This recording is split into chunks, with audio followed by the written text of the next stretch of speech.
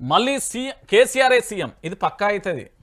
ఇది నడింట్లో కూకొని ఓటేసే రోజు ఆ రోజు చూడాలి. నేను చెప్తున్నా కదా, ఆ రోజు పూర్తి స్థాయిలో తెలంగాణ రాష్ట్ర వ్యాప్తంగా ఈలలు గోలలు. మళ్ళీ ముఖ్యమంత్రి కల్వకుంట్ల చంద్రశేఖరరావును తెలంగాణ ప్రాంత ప్రజల దగ్గరుండి ముఖ్యమంత్రి చేయకపోతే నన్ను అడుగురు.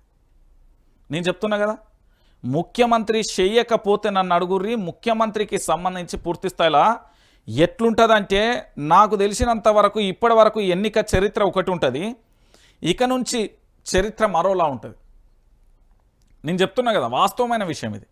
ఎందుకు నేను ఈ విషయాన్ని చెప్తున్నానంటే, ఇప్పటి వరకు తెలంగాణ రాష్ట్రంలో పూర్తి స్థాయిలో కూడా కని విని ఎరగని రీతిలో మరొకసారి 2028లో ప్రభుత్వ ఏర్పాటు ఉంటుంది చూడు, దాని తర్వాత ప్రభుత్వ పరిపాలన కూడా అదే రేంజ్లో ఉంటుంది. మళ్ళీ గిట్ల తలకే గిట్ల దిప్పనీకి కూడా ఉండదు, గిట్ల దిప్పనీకి కూడా అంత అద్భుతమైన పరిపాలన చేస్తారు. చూడుర్రి మీరే. మళ్ళీ కేసీఆర్ సీఎం 3 ఏళ్లలో తిరిగి అధికారంలోకి వస్తాం. ఆయన పాలనలో రాష్ట్రం నెంబర్ 1 కొట్లాడి తెలంగాణ సాధించిండు. శూన్యం నుంచి సునామీ సృష్టించిండు. పొజిషన్లో ఉన్నా అపోజిషన్లో ఉన్నా మాకు తెలంగాణే ఫస్ట్. రాష్ట్రంలో పెట్టుబడులు పెట్టండి. డల్లా ఆవిర్భావ వేడుకలలో కేటీఆర్ అంటూ కూడా నేను చెప్పలే. నేను చెప్తున్నా, మళ్ళీ గుర్తుపెట్టుకోరి. ఈ తెలంగాణలో ఇప్పుడు ఎవరైతే కన్నీళ్లు పడుతున్నారో, ఎవరైతే కేసులతో ఇబ్బంది పడుతున్నారు, ఎవరైతే అరెస్టులతో పడుతున్నారో, మిమ్మల్ని ఆ కంప్లైంట్ ఎవ్రీథింగ్ మంచిగా పేపర్లో రాసి పెట్టుకోరు. తర్వాత 2028లో వచ్చినాక డింగి చెక్క ఆట ఆడుకుందాం. మేము మంచిగా ఆడుకుందాం. మళ్ళీ ఎట్లా తెలుసా, క్రికెట్ గ్రౌండ్లో అన్ని 6లే ఉండాలి, ఇక 4లో ఉండదు.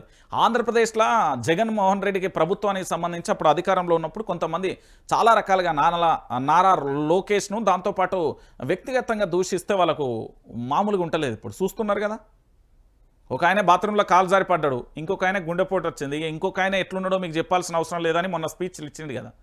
అంతకు డబల్ ఉండాలి మనం. నేను చెప్తున్నా కదా, తెలంగాణ ప్రాంత బిడ్డగా ఇక్కడ అవమానానికి అన్యాయాన్ని అన్నీ ఎదుర్కొన్నప్పుడు పగబట్టిన నామపాము కంటే దరిద్రంగా తయారని తప్పే ఉన్నది. ఏ తప్పు చేయకుండా అన్యాయంగా కుటుంబాన్ని విడదీసి కుటుంబాలలో చిచ్చు పెట్టి ఆర్థికంగా దెబ్బ కొట్టి దాంతోపాటు అనేక మందిని మానసికంగా వేధిస్తున్నప్పుడు మనం తప్పెందుకు చేయకూడదు?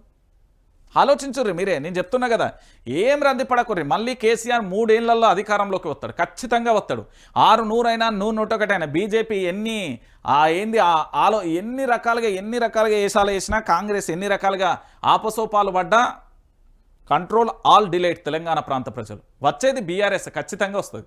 నేను చెప్తున్నా కదా, ఎందుకంటే తెలంగాణ రాష్ట్రం పట్ల చిత్తశుద్ధి కానీ అంకిత భావం కానీ ప్రేమ కానీ వాళ్ళకే ఉంటుంది. ఎందుకంటే ఒక ప్రత్యేక తెలంగాణ రాష్ట్రాన్ని తేవడానికి ఒకరోజు ధర్నా చేయడానికి పడే కష్టం, ఒకరోజు నిరసన వ్యక్తం చేయడానికి పడే కష్టం, ఒకరోజు పూర్తి స్థాయిలో సభా సమావేశాలు నిర్వహించాలండి, ఒకరోజు అరెస్ట్ అయితే జైలుకి వెళ్తే బెయిల్ వస్తే ఎన్ని కష్టాలు ఆపసోపాలు ఎన్ని ఘోరమైన కష్టాలు ఎదుర్కొన్నారని నేను చెప్తున్నా కదా. మళ్ళీ అధికారంలోకి వస్తాడు, కేసీఆర్ సీఎం అవుతాడు, కొంచెం ఓపిక పట్టరు, ఇంతే.